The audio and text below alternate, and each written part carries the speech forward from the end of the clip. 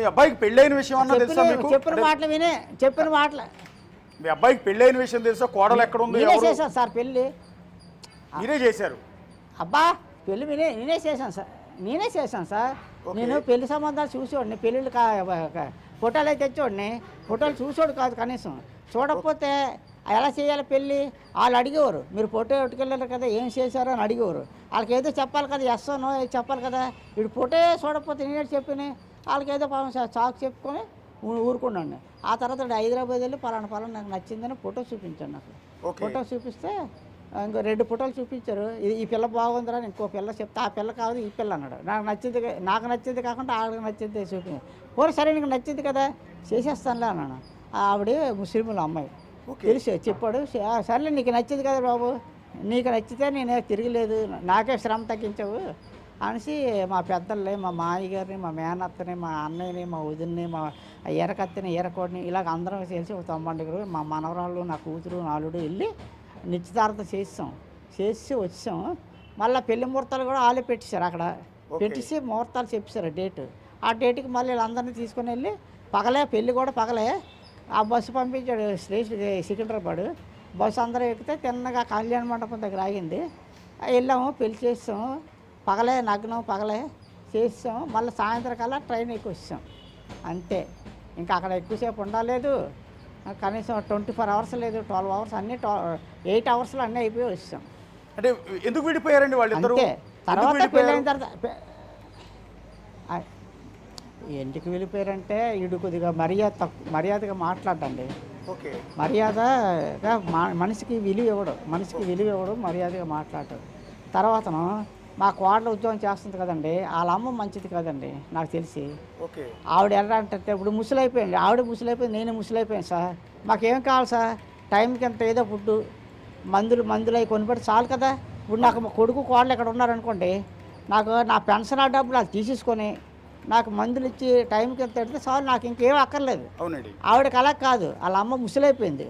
ముసలి దానికి ఎందుకు సోకులు? ఆవిడకి ప్రత్యేకించి ఒక కారుకు డ్రైవరు రోజు షాపింగ్లకి వెళ్ళాలి. షాపింగ్లకి వెళ్ళి అన్ని వెళ్తే డబ్బు అంతా ఆ కూతురు సంపాదించి పుష్టి అనిపించేస్తుంది. కూతురు సంపాదించింది మళ్ళీ ఏమో మా మీదే బతుకుతానని అని అంటుందట. మా పాప అది ఆవిడ డబ్బు అంతా ఆవిడ ఖర్చు పెట్టిస్తే ఈడి ఇంట్లో సంపాదన తిని ఈయన్నే అంటుంది మళ్ళీ తిరిగి. అవన్నీ ఆలకించాను ఇదివరకు, అంతే. నాకు చెప్పలేదు, మా పాప చెప్పింది నాకు, ఇలాగనన్నా నీకేం తెలుసు, ఇలా బాధలు పెడుతున్నారు మా అడగలేదనా నువ్వు అనుకుంటున్నావు అని అన్నది. నాకు అండర్స్టాండ్ అయింది నాకు. ఆ ముసలమ్మకి కారు డ్రైవర్ ఎందుకు, షాపింగ్లు ఎందుకు సార్? లిప్టిక్లు అవి రాసుకొని షాపింగ్లు ఎందుకండి ముసలోళ్ళకి? అవన్నీ ఈడు అడుగుతాడని ఈడు చెడ్డోడు. వీడు కొద్దిగా ఖర్చు పెట్టాడు, కొద్దిగా పేనాసురుడు వెళ్ళాడు. అనవసరంగా ఖర్చు పెట్టాడు, అవసరమైతే ఖర్చు పెడతాడు. ఎందుకు అనవసరంగా ఆ ముసలిదారికి అవసరమా? అవి అడగకూడదు. కూతురట ఆవిడని చదివించాను, నా కూతుర్ని ఉద్యోగం చేస్తాను ఈ రోజు, నా కూతురు సొమ్ము నేను ఖర్చు పెట్టుకుంటాను అంటదట. ఇవన్నీ విడిపోయిన తర్వాత కోడలు మీకు టచ్లో ఉందండి? ఇప్పుడు మాట్లాడిందా? ఆ గొడవలు అయినప్పుడు ఫోన్ చేసింది. మీరు రండి, అమ్మాయి గారు ఒకసారి రండి, ఇలాగ నాన్న ఇది అంటే అప్పుడు నేను కళ్ళు ఆపరేషన్ చేసుకున్నాను సార్. ఈ కన్ను ఒకసారి చేశారు గ్యాప్ ఇచ్చి. అమ్మ నా కళ్ళుకు బాగలేదు, తిన్నందుకు తిండి లేదు, నీకు తెలుసు కదా. నేను ఏదైనా ఫోన్లో చెప్తాను, ఒకవేళ అక్కడికి వచ్చినా నేను అదే చెప్పాలా. ఆడి వినడం, నువ్వు వినవు, నా శ్రమ అంతా వృధా అయిపోద్ది. మీరు వింటానంటే నేను వస్తాను, చెప్తాను. చిన్నవి గొడవలు రావడం కామన్. ఏదో మీరు ఒక మాట మంచిగా జీవితాంతం బతకని వాళ్ళు కదా, ఏదో సెట్ చేసుకోవాలి. అందులో మీకు పాప ఉంది, దాని జీవితం నాశనం అయిపోద్ది. మీరు పౌరుషాలకు వెళ్ళిపోతే దాని జీవితం పాడైపోద్ది. చుక్కలాంటి పిల్లమ్మ, బంగారంతో సమానమైన పిల్ల, దాన్ని తలుచుకుంటే నాకే బాధేస్తుంది, మీరు గొడవలు పడకండి అని చెప్పాను. నన్ను మాట్లాడుతున్నాను, ఆవిడ కట్ చేసేసింది ఫోన్ కట్ చేసిన వాళ్ళకి ఫోన్ చేస్తామంటే. అంటే మీ అబ్బాయికి ఆల్రెడీ ఒక పాప కూడా ఉంది, అంటే మీ మనవరాలు ఉంది. ఇప్పుడు ప్రస్తుతం ఎక్కడ ఉన్నా సార్? ఉన్నదండి, బంగారం బొమ్మ అండి మా మనవరాలు. ఇద్దరు బాగుంటారు కాబట్టి పిల్ల, తల్లిదండ్రులు ఇద్దరు బాగుంటారు కాబట్టి పిల్ల రతనాల బొమ్మ, బంగారు బొమ్మలా ఉంటుంది. అయితే ఇక్కడ హైదరాబాద్లో ఉన్నా, హైదరాబాద్ ఎక్కడన్నా తెలియదు నాకు. హైదరాబాద్ అంటే చిన్నదేటి, చిన్నదేటి అండి, తల్లి దగ్గర ఉంది పాప. ఉంటారు వాళ్ళు. ఐబొమ్మ రవి కూతురు తల్లి దగ్గరే ఉంది. మొత్తానికి తల్లి దగ్గర, తల్లి దగ్గర ఉన్నా సార్. ఓకే. ఇప్పుడు మీ అబ్బాయి పోలీసులు మనకు తెలియదు, ఎక్కడ ఉన్నారు ఎక్కడో తెలియదు. ఇప్పుడు మీ అబ్బాయిని అరెస్ట్ చేశారు, జైలుకి తీసుకెళ్లారు, మళ్ళీ కస్టడీకి తీసుకొచ్చి రోజు ఇక్కడే పోలీసులు కోచింగ్ చేస్తున్నారు. మరి మీ అబ్బాయిని ఏమి కలిసే ప్రయత్నం చేయలేదు? ఒకసారి వచ్చి కొడుకుని చూడాలనిపించట్లేదా మీకు? నాకు మనసులో ఉన్నా నన్ను వెళ్ళే శక్తి లేదండి. నాకు 5 రకాల జబ్బులు ఉన్నాయండి. ఓకే. తిన్నంతకు తిండి లేదండి నాకు. ఇలాగ మా ఆఫీస్కి వెళ్ళి రావాలంటేనే నాకు కళ్ళు తిరిగిపోతున్నాయి, ఎక్కడ పడిపోతానో నాకే తెలియదు.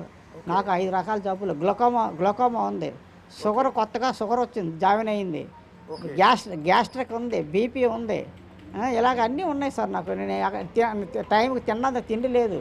నేను ఈ ఎండతోటి వెళ్ళి అక్కడికి ఏ కర్రీ పాయింట్ తెచ్చుకుంటే తినబుద్ధి లేదు, వాంతులు వచ్చేస్తాయి. టౌన్లోనే అనుకోండి ఇది కావతల అది అక్కడ కొనుక్కోవచ్చు, ఇక్కడ అలాగే ఉండదు. ఉన్నది ఇది పల్లెటూరు కాదు, పట్టణం కాదు, అలాగ అయిపోయింది మా ఊరు. పల్లెటూరు అయినా వాళ్ళని ఒక లేబర్ పట్టుకొని కూలి పెట్టుకొని డబ్బులు ఇచ్చి వంట చేయించుకోవచ్చు. ఇప్పుడు అలా కాదు, ప్రతి వాళ్ళు శంఖకి బ్యాగ్ తగిలించుకొని హాస్పిటల్కి పనికి వెళ్ళిపోతాంటారు.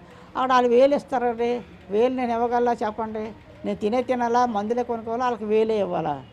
అందువల్ల అన్నీ ఎంతైనా మీరు తండ్రి కన్న కొడుకుని చూడాలని ఉంటుంది. కన్న కొడుకు కష్టాల్లో ఉన్నాడు, మీ కడుపును పుట్టిన కొడుకు ఈరోజు పోలీసుల చేతిలో ఉన్నాడు. సో చూడాలనిపిస్తుంది కదా ఏ తండ్రికైనా కూడా. ఎన్ని ఇబ్బందులు ఉన్నా కూడా వచ్చి కొడుకుతో మాట్లాడాలన్న అనిపించిన ఉంటుంది కదా తండ్రికి.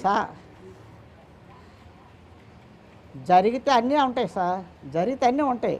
నేను ఇక్కడ జరిగేది అనుకోండి, ఇక్కడ హెలికాప్టర్ ఎక్కి హైదరాబాద్ దిపి ఆయన చూసి మళ్ళీ హెలికాప్టర్ ఎక్కి ఇక్కడ దీపాలు ఉంటుంది జరిగితే. అవ్వదు కదా. నాకా బాగోలేదు, నాకా ఒంట్లో బాగోలేదు, నేను వెళ్ళలేను.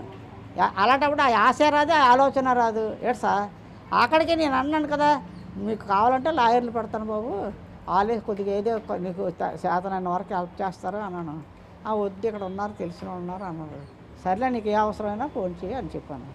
అంతకన్నా నేనేం చేయలేదు. అంటే ఎప్పుడు సార్ మీ తండ్రి కొడుకులు ఎప్పుడు విడిపోయారు? అంటే మీ ఇద్దరికి గ్యాప్ ఎప్పటి నుంచి వచ్చింది? తండ్రి కొడుకులు విడిపోలేదండి, భార్యాభర్తలు విడిపోయాం. ఓకే. అంటే మీ అబ్బాయి మీకు ఎప్పటి నుంచి టచ్లో లేడంటున్నా? భార్యాభర్తలు విడిపోయాం. అయితే ఆ గొడవల్లోనే ఆకలికి ఉండలేక ఏదో ఎవరో ఫ్రెండ్స్ని పట్టుకుని ఎక్కడికి వెళ్ళిపోయి ఉంటాడు. ఎక్కడికి వెళ్ళాడో కూడా తెలియదు కొన్ని సంవత్సరాల వరకు. ఎక్కడో వర్క్ నేర్చుకుని ఆ తర్వాత తెలిసింది. మా మామయ్య చెప్పాడు, ఒరే హైదరాబాద్ ఉన్నాడు మీ కుర్రాడు, పలానా వాళ్ళు కుర్రాడు అక్కడ ఉన్నారండి, వాళ్ళ కుర్రాడు అక్కడ ఉంటాడు, పలానా కుర్రాడు అక్కడ ఉన్నాడు తెలిసిందిరా అంటే ఫోన్లో ఎక్కడొక్కడ ఉన్నాడు కదా అని అనేసిన తర్వాత అలాగ మా పాపకు పెళ్లి చేసినప్పుడు దానికి నెంబర్ ఆ కుర్రోడిని పట్టుకుని ఆ నెంబర్ పట్టుకుంటే చేసిందట. పెళ్ళికి వచ్చాడట, నాకు కనబడలేదు, కనిపించి వెళ్ళిపోయాడట పెళ్ళికి, మా పాప పెళ్ళికి. ఓకే. అయితే మా పాపని కంచరపాలెం ఇచ్చాం, అక్కడ వెళ్ళిపోయాడు. ఆ తర్వాత వచ్చాడు. అంటే విడిపోవడము, పగలు ప్రేమలు పగలు ఏమీ లేవు మాకు.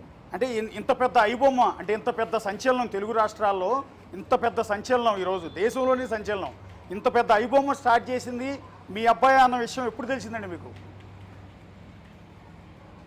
మీరు అందరు విలేకరులు అందరూ ఇంటి మీదకి వచ్చేస్తేనే తెలిసింది నాకు. విలేకరులు అందరూ వచ్చేస్తారు వరుసగా సినిమా టికెట్ల లైన్లు కట్టించినట్టు.